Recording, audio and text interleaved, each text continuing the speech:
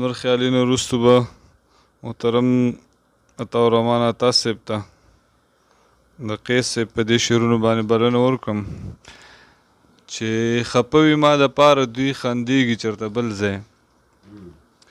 خفه وي ما دپاره دوی خندېږي چېرته بل ځای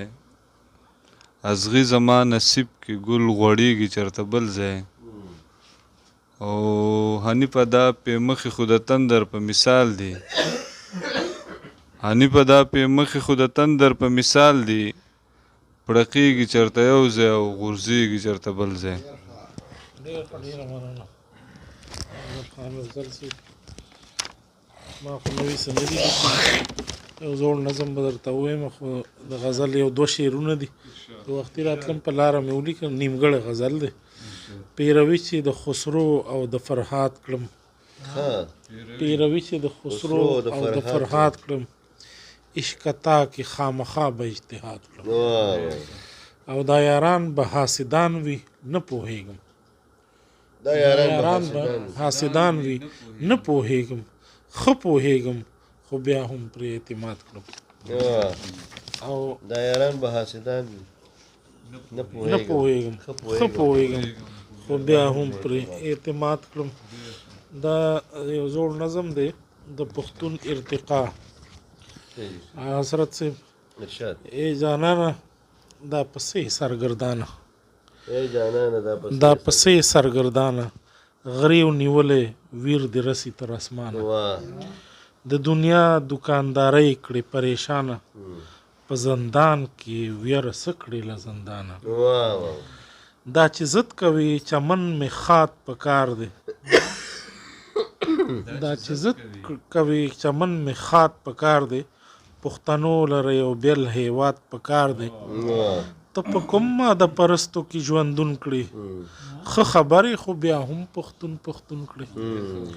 او دا سوچ نشته چې دا چا بل کړی اور دی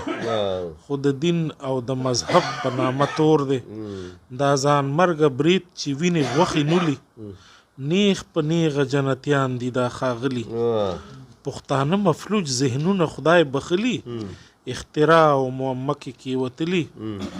بس د ړوند د لاس غرګې د دوی یې ولي ګنې څوک په قتل عام جنت ته تلي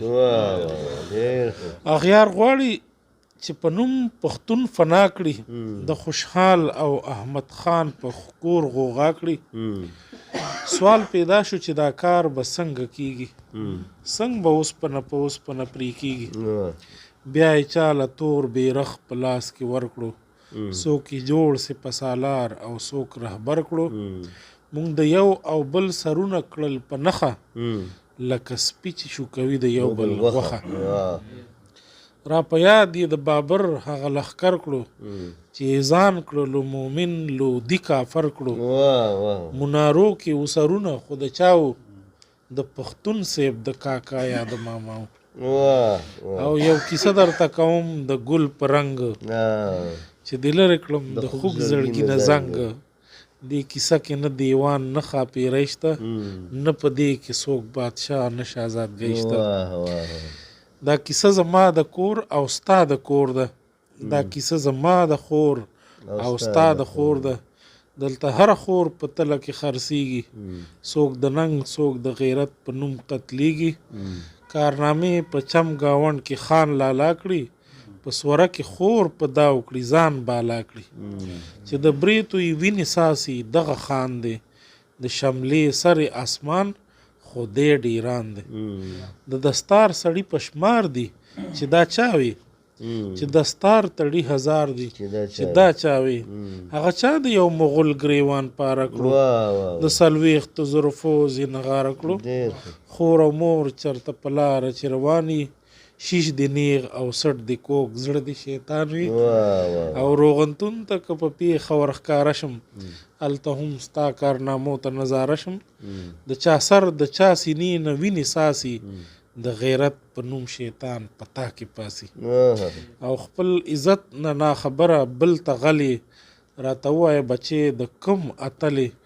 هغه خپله چې پردو کوڅو ته تک کړي نن چې راغله په تا باندې شور او زوک کړي ای نادانه پښتانه چې سو یو کیږي هم د یو بل تاویږي هم سوځيږي د یو بل سره احسان هم په بدل دی دشمنی او تربګنی زمون منزل دی او د حسد او د انا یو شیش محل دی چې زما او د تربور تر منځ غوبل دی اتفاق نشته نفاق زمونږ عمل دی د غیور قام دی لکۍ کې هم څه چل دی د فطرت انګازې نه دي سم دلدل دی کپرۍ زمونږ نشته تش ډوغل دی ځکه غوره له ژوندون راته اجل دی نو د دې ځینو خبرو بیا څه حل دی حل دا دی چې کونجۍ لاسو کې ورکړو که د لر یو که د بر یو چې سفر کړو سړیتوب او ارتقا ځان له صادر کړو په دربار د زړونو عقل منجور کړو د دې ډوزو له دنیا نه ځان بهر کړو جهادیان او غیرتیان ټول مسخر کړو یو مجنون د محبت ځان له رهبر کړو یو مشال د علم پورته کړو سحر کړو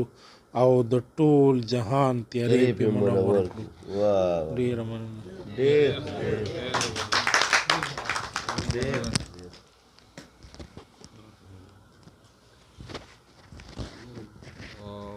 د دې نوم شاکر صاحب